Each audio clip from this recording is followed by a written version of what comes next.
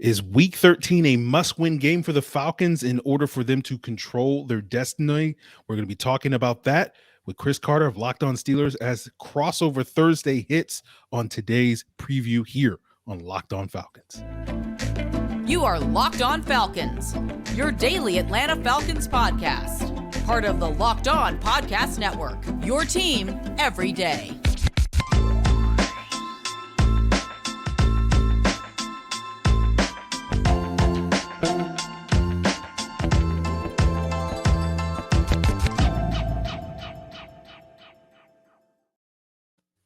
What is up, everyone? It is Crossover Thursday. I'm Aaron Freeman, the host of Locked On Falcons, joined by Chris Carter, the host of Locked On Steelers. And Crossover Thursday is, of course, presented by our friends at Prize Picks. Prize Picks is so much fun. It's easy to play. There's no competing with other players. It's just you versus the projections.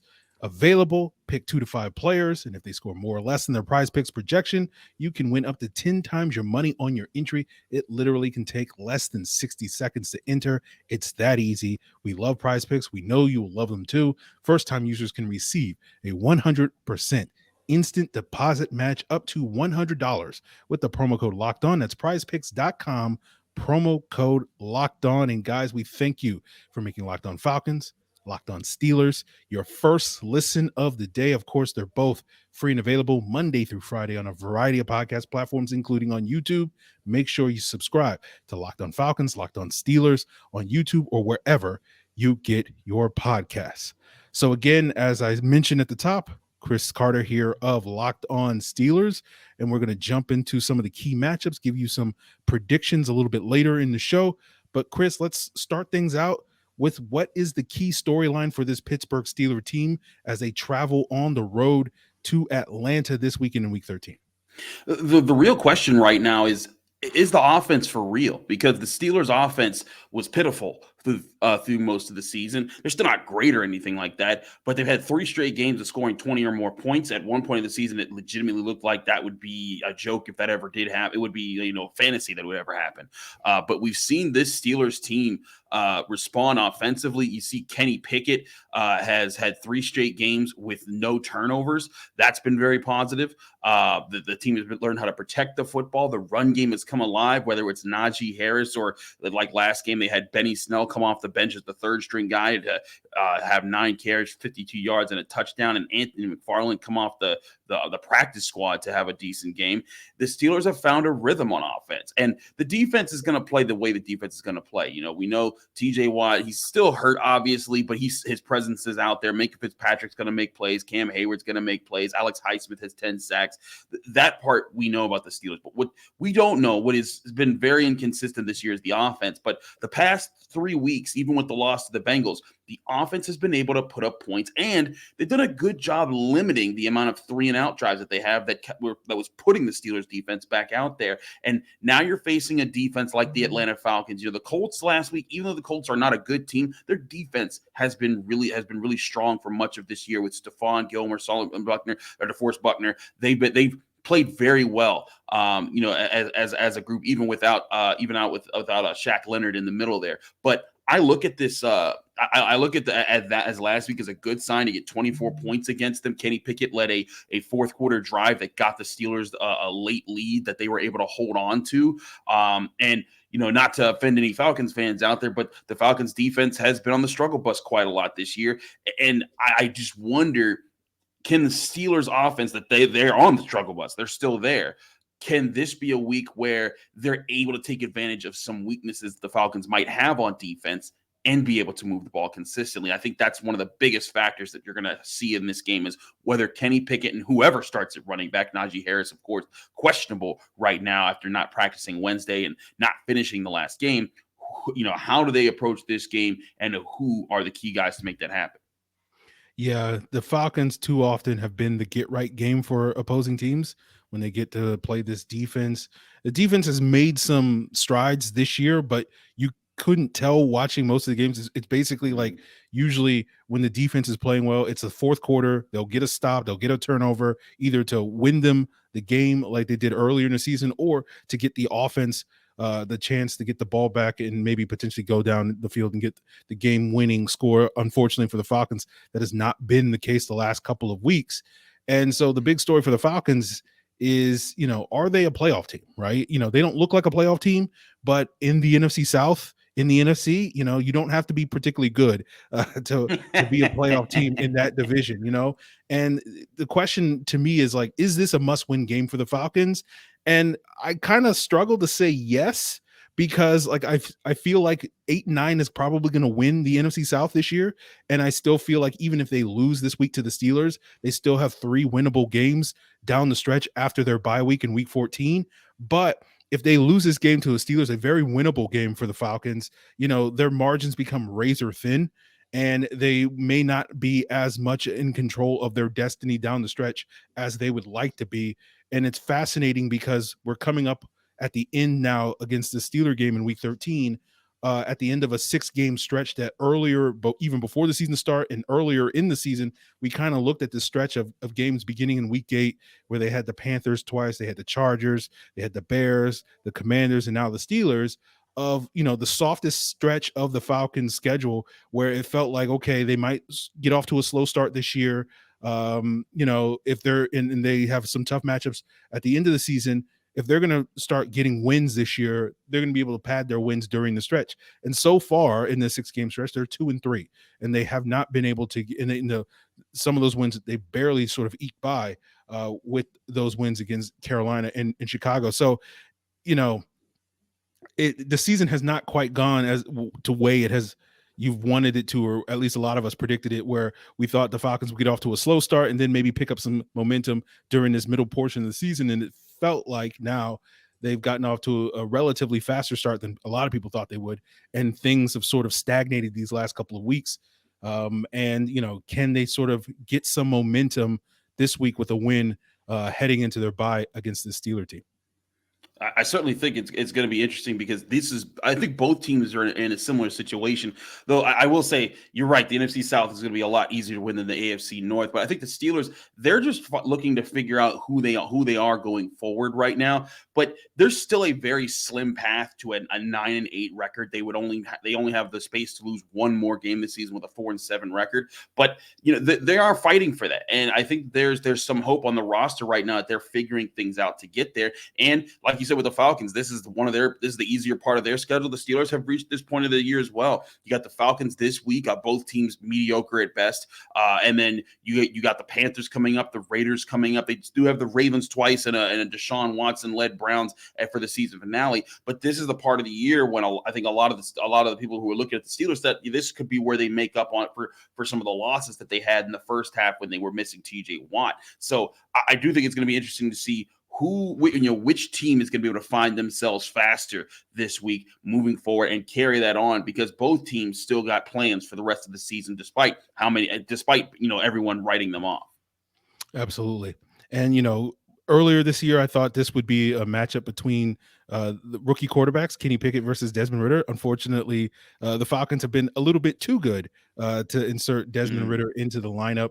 But we'll talk about some of the other sort of key matchups and head-to-head battles as we continue today's episode here on this Crossover Thursday presented by Prize Picks.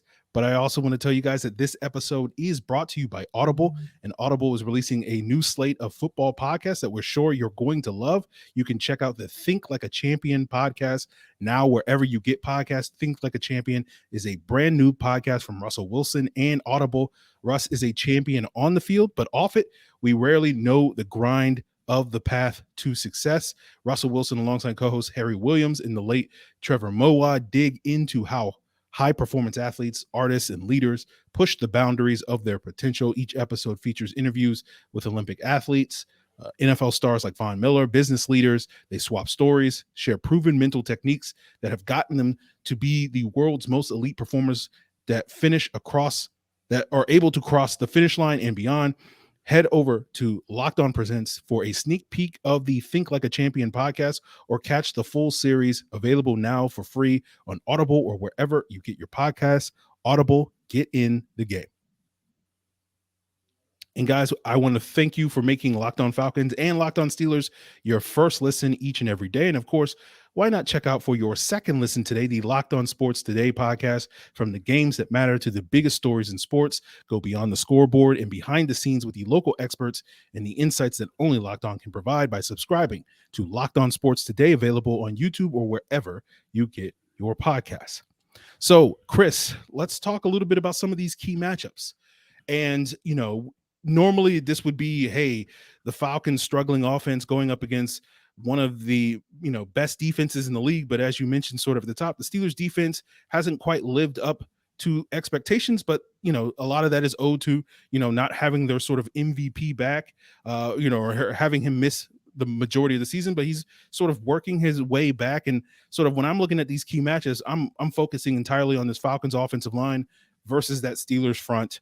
The Falcons offensive line has really outperformed expectations this year, leading them to be a lot of production on the ground, but they have been a little hit and miss when it comes to pass protection.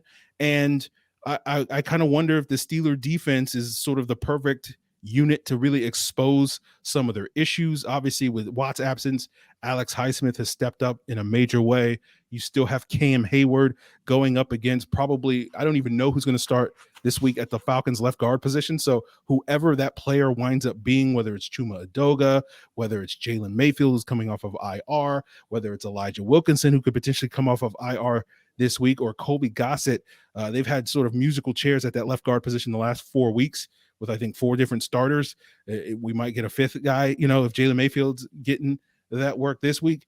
Whoever's got that task, they're going to face Cam Heyward, and that's not an enviable task. And of course, you got TJ Watt working his way back, and Kaleb McGary has been a player for the Falcons at right tackle position that has had a pretty solid year, but he's kind of dodged some bullets. He didn't have to face Jadeveon Clowney due to injuries and Nick Bosa due to injuries. He'll get tested against TJ Watt. So I'm looking at the battle in the trenches to see if the Falcons can push around the Steelers front like they've pushed around some other good D lines when it comes to the run game. And if they get into a situation where that Steelers pass rush can pin their ears back and get after the quarterback, can they hold up in those situations? That's certainly the big factor here, right? Is that you're looking at two teams that they want to dominate the trenches on both sides of the ball. These aren't prolific passing teams. These are teams that look to kind of play, run first football and then balance football after that. And that's where I think that both teams are going to try to win this game as far as how it plays out. The Falcons right now have the 4th best rushing offense in the NFL. The Steelers have the 6th best rushing defense in the NFL, and I think that's going to be a strength meeting of strengths, and that's right. And that's right, we said in the trenches there. I think it's going to be interesting to see how Cam Heyward and Larry Ogunjobi play in this game. They've been a big factor for the Steelers up the middle that have kind of kept their linebackers clean, which was something that didn't happen a lot last year. Devin Bush, Miles Jack has been a welcomed addition to the Steelers defense, but Devin Bush has significantly improved from last year when he was recovering from his injury, and we've seen him be a bigger factor in stopping the run. But like you said, a lot of it's going to come down to the edges versus the tackles.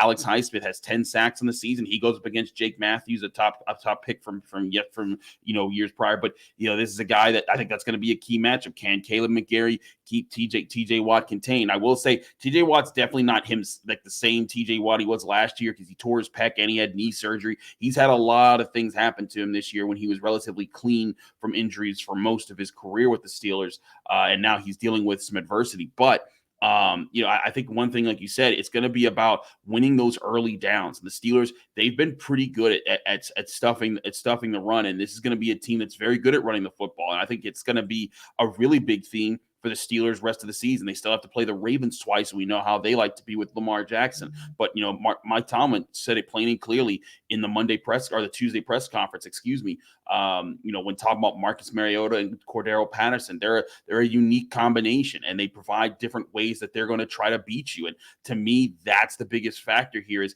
can the Steelers find ways to stuff the run and force those 3rd and longs? Because if you force Mariota into 3rd and longs when his legs aren't as much of an option, the Steelers, they'll keep an Arthur Maulette, their slot corner, looking around, prowling around to kind of lurk around and make sure Mariota doesn't escape and run for big yards.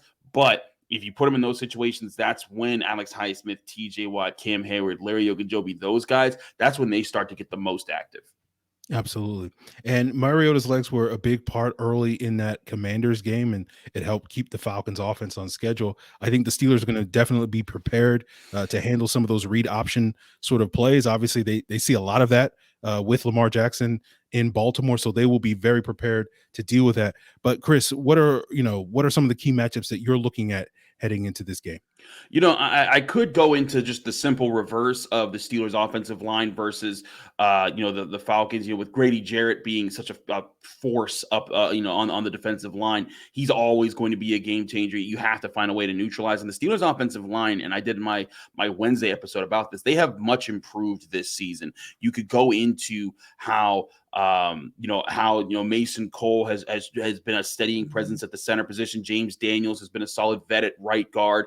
The left side of the line and Kevin Dotson and Dan Moore, they've been kind of weaknesses, but they've also stepped up for the Steelers at times. They've also had they've been very much roller coaster players who have had some very high highs and some very low lows. But but I think still this group has been better than what a lot of people thought they would be for most of this season. But I think talking about that's a little bit redundant with the match that we said on that side. But I'm going to go into Kenny Pickett.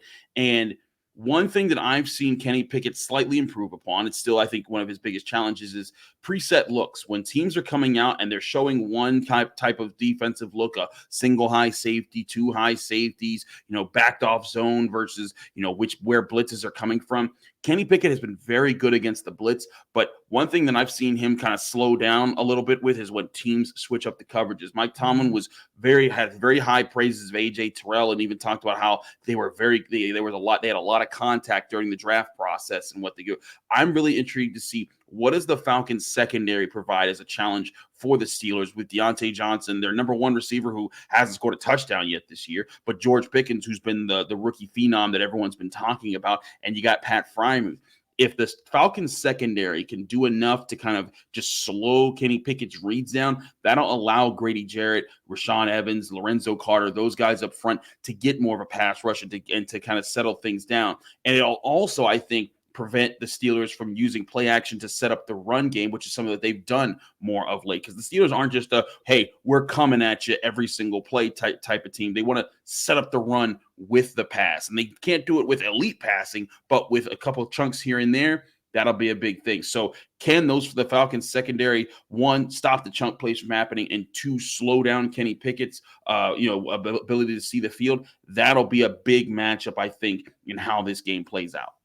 Absolutely. I think, obviously, as you mentioned, the Falcons, it would be easy for the Steelers if they can just run the ball down the Falcons' throat and put Kenny Pickett in some very manageable third downs where he doesn't have to push the ball down the field in order to move the chains. So I think, as you mentioned, that will be sort of a key matchup. And I'll be very interested to see how the Falcons defense scheme things up against Kenny Pickett, right? One of the things that's been notable to me, and it seems kind of uncharacteristic with sort of a Dean Pease-led defense, the Falcons defensive coordinator, they haven't used nearly as much disguise on the back end this year as they did a year ago. And you would think that would be a little bit counterintuitive, given this is now year 2 for them and they'd be a lot more comfortable. But I think some of that is owed to some of the injuries they've had in the secondary and try to simplify things for some of their depth pieces over the last couple of weeks. So I do wonder if they sort of dial things up a little bit more to try to disguise and confuse Kenny Pickett, maybe be a little bit more aggressive with some of their blitzing. As you mentioned, Kenny Pickett has been very effective for that, but I'm sure Dean Pease, with his experience going back 40 years, can maybe cook up a couple of things that maybe Kenny Pickett hasn't quite seen enough of, although I'm sure, practicing against that Steelers defense, going with Tomlin and Dick LeBeau, there's a lot of knowledge in that building. So maybe Dean Pease isn't coming up with too many new sort of wrinkles for him, but I'll be very curious to see if they can sort of confuse this young quarterback. They've had some success, obviously, a couple of weeks ago against Justin Fields. And if they can do that again against Kenny Pickett and potentially get, maybe a couple of turnovers here or there, something that, as you mentioned, Kenny Pickett has done a good job avoiding these last couple of weeks. I think that can be sort of an X factor in the outcome of this game. And We're going to get into sort of what we expect that outcome is going to be with some sort of key turning points for this matchup as we continue today's episode. But guys, I do want to tell you about our friends over at Bet Online, the number one source for your sports betting info, stats, news, and analysis. And since I know you guys love podcasts, right, you can find those as well at betonline.net. And if you're looking for this week's line heading into this Falcons-Steelers matchup, last I checked, the Falcons were 1-point favorites. They haven't been great this year when it's come to games where they've been favored. It's only the third time, I believe, or maybe this is the fourth time the Falcons have been favored this season. And so far, they have a losing record in those three previous games. They seem to do a lot better when they're sort of the underdog in this matchup.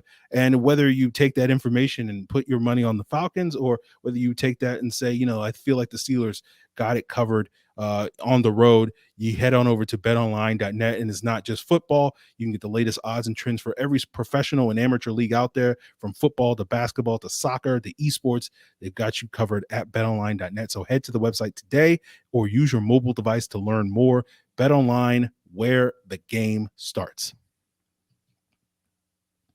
So, guys, as we wrap up today's Crossover Thursday presented by Prize Picks, we're going to jump into some of these final predictions. But, Chris, before we sort of give our assessments on whether, the Falcons or the Steelers may cover in these final score projections, I know you have some sort of final thoughts on maybe some key turning points that could lead to some of these outcomes that we're talking about. Yeah, absolutely, Aaron. One thing I think is really interesting is that both of these teams share some similarities. Like I said, they want to run the ball, and they don't want to have to rely on throwing the ball. But also on the flip side, both teams have struggled to stop the pass this year, and the Steelers were hoping to have a better season at that. They started off pretty hot with 4 interceptions against the Bengals, but with TJ Watt out for a while, their pass rush suffered, which led to their coverage suffering.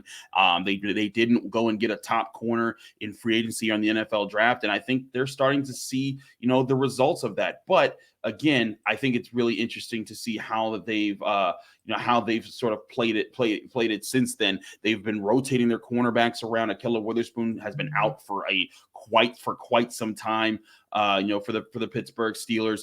But Cam Sutton has been reliable. They've rotated James Pierre to the outside, and then they've also had Levi Wallace out there.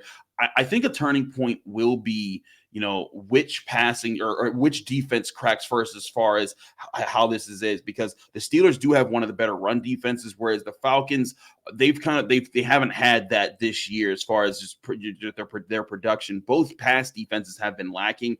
I think that both teams are going to try a similar way, use play action, use the sort of trying the play calls to keep a defense on their heels, and that'll be the factor that they try to lean on to get some offensive advantages and kind of win more down and distance situations. And if you look at the Steelers and the Falcons turnover situations this year, the Steelers right now this year, 13 interceptions. I believe that's second most in the NFL this year. They've been able to take advantage, but the Falcons not too far behind them with 10 interceptions in the takeover department.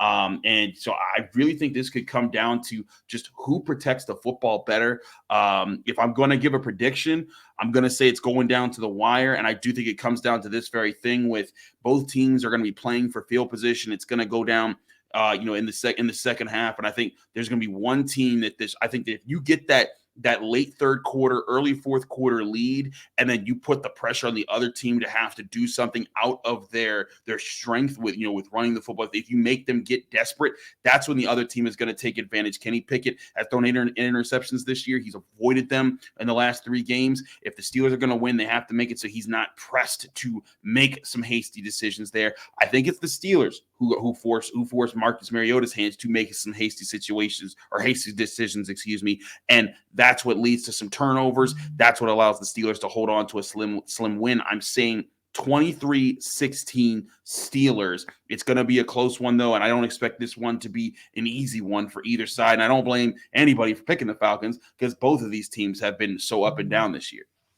Yeah. And Chris, when I look at this matchup, I echo a lot of the same things that you said. One of the things we've talked about on Locked On Falcons is sort of like X factors, right? Yeah. The Steelers front is going to be a formidable front, but frankly, the Falcons have been able to run the ball on pretty much every team that they've faced this year. So I don't expect that to be different. But what sort of really, decides the fate of this football team more so than their ability to run the football has been sort of that X factor. What is it going to be the other thing that steps up? Are they going to be able to generate explosive plays in the pass game? Or is, someone else like Marcus Mariota going to be able to move the chains with his legs?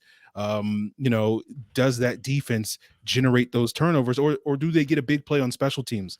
They got a block punt against the Rams that really helped get them back into that game. They had the big kick return from Cordero Patterson 2 weeks ago against the Bears. So it's going to be one of those other things in addition to the running game that's going to be the deciding factor for the Falcons in this game. And where I like the Falcons is typically at home, they get off to faster starts. So going back to the point you just made, if the Falcons can do that again, then they can put a little bit more pressure on Kenny Pickett if they can get the Steelers into a hole early and maybe allow him to force one of those throws that they can sort of turn over. I do agree with you.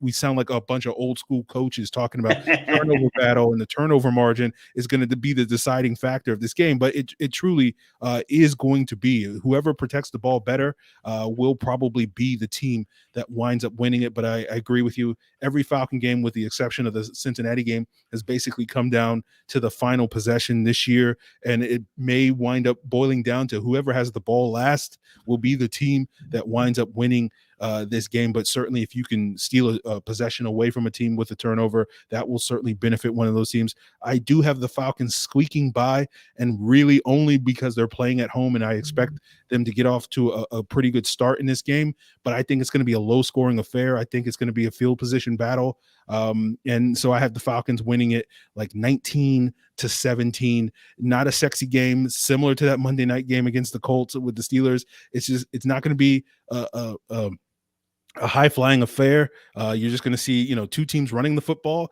and then hopefully converting in the red zone. And if they don't, punting the ball back and forth and playing that field position battle. No, I hear that. I think this is a similar. We're both you are on the same page. This is going to be a similar way. I think it's just which way it breaks late, and this is why both of these teams are scrapping the way they are at this point in the season, because they're not good teams. They're like they're bad to mediocre teams that are trying to figure out what's the best way that they can make it happen on the field. And when you're playing that way, you kind of rely on these type of factors to win games. But I think that's what's going to be interesting. There's a lot of similar makeup here. There's a lot of ways, and these teams are going to both try to beat each other in the same way that the other team expects to win the game. And that could, yes, it's not going to be sexy. It's not going to be, high flying, but that to me is still a good football game. That could still be a fun football game to watch, to understand, to see that battle of wills. Who cracks in the big moments? Oftentimes, the teams that don't crack, that's where I usually see, learning points to be like, hey, you know what? These are the guys that you want to take with you moving forward, because neither team right now is built the way that these franchises want to for the future, for whenever either of these franchises make their next big run at a chance to get to a Super Bowl. But the key thing is in these type of games, who are the guys that step up? Who are the leaders that you take on? And can you depend on them in the long term? That this is another step in that journey for both of these organizations.